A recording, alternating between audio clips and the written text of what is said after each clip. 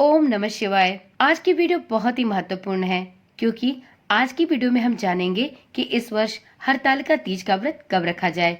देखिए मित्रों, इस वर्ष हरतालिका तीज की तृतीया तिथि 25 और 26 अगस्त दोनों दिन है। इस वजह से व्रत की सही तिथि को लेकर असमंजस की स्थिति पैदा हो गई है। व्रत के सही दिन या तिथि का निर्णय सूर्योदय के साथ लगने वाली तिथि से होता है। 25 अगस्त को दोपहर 1:54 से भाद्रपद शुक्ल तृतीया तिथि प्रारंभ हो रही है।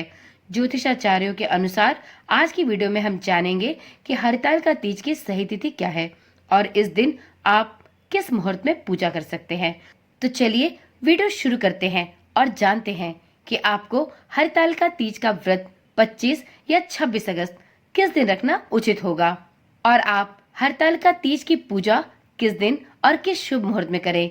यदि आप प्रातः काल में भगवान शिव और माता पार्वती की पूजा करती हैं तो उसके लिए सही मुहूर्त क्या है, और इसी प्रकार से यदि आप हरतालिका तीज पर प्रदोष काल में भगवान शिव शंभू की पूजा करती हैं तो उसके लिए आपको कौन सा मुहूर्त प्राप्त होगा। ओम नमः शिवाय। जय श्री कृष्णा। आप सभी शिव भक्तों का सनातन धर्मसार चैनल पर बहुत बहुत स्वागत है। मित्रों, हरतालिका तीज की सही तिथि को लेकर इस वर्ष असमंजस की स्थिति बनी हुई है क्योंकि हरतालिका तीज के लिए जरूरी भाद्रपद माह के शुक्ल पक्ष की तृतीया तिथि इस वर्ष 2 दिनों की है। तृतीया तिथि 25 अगस्त और 26 अगस्त दोनों ही दिन है। इस वजह से व्रती महिलाओं में तिथि को लेकर संशय की स्थिति बन गई है। हरतालिका तीज में व्रत के कुछ कड़े और विशेष नियम भी होते हैं जिनका पालन करना बहुत आवश्यक है।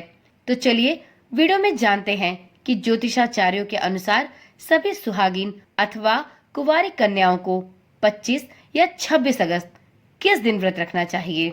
तो देखिए मित्रों, हिंदू धर्म में व्रत और त्योहारों के सही दिन या तिथि का निर्णय सूर्योदय के साथ लगने वाली तिथि से होता है, जो कई बार पूजा मुहूर्त या अर्घ समय को आधार माना जाता है। हरतालिका तीज का व्रत भाद्रपद शुक्ल तृतीया तिथि को रखा जाता है।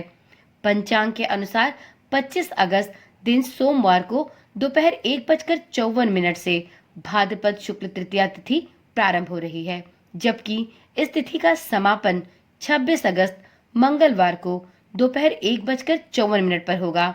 अब ऐसे में सभी महिलाओं को यह लग रहा है कि हरतालिका तीज की तिथि 25 और 26 दोनों ही दिन की है। तो ऐसे में यह स्थिति उत्पन्न होती है कि आखिर हम व्रत किस दिन रखें, 25 या 26 अगस्त। तो ऐसी स्थिति में उदया तिथि को देखते हुए 26 अगस्त वह शुभ दिन है जिस दिन आपको हरतालिका तीज का व्रत रखना चाहिए। इस दिन ही व्रत और पूजा की जानी चाहिए क्योंकि सूर्योदय से पूर्व सुहागिन महिलाएं सर्गी ग्रहण करती हैं, जिसमें वे चाय, पानी, जूस इत्यादि पीती हैं, फल इत्यादि खाती हैं। फिर उनका निर्जला व्रत प्रारंभ होता है। तो देखिए मित्रों, आपकी असमंजस की स्थिति यहीं पर आप दूर करें और बिना किसी असमंजस में पड़े हुए, बिना किसी दुविधा में पड़े हुए आप 26 अगस्त को ही निर्जला व्रत धारण करें। अब वीडियो में आगे बात कर ली जाए हरतालिका तीज पर पूजा के शुभ मुहूर्त की। तो देखिए मित्रों, हरतालिका तीज व्रत के लिए 26 अगस्त को पूजा का शुभ मुहूर्त सुबह 5:56 से सुबह के 8:31 तक है। यदि आप सुबह में पूजा करती हैं तो आप इस दिन सुबह 5:56 से सुबह के 8:30 बजे तक पूजा कर सकती हैं। सुबह में पूजा के लिए व्रती महिलाओं को करीब 2.5 घंटे का शुभ समय प्राप्त होगा। हरतालिका तीज का अभिजीत मुहूर्त दोपहर में 11:57 से लेकर दोपहर के 12:48 तक है। आप इस समय में भी भगवान शिव शंभू और माता गौरा की पूजा कर सकती हैं।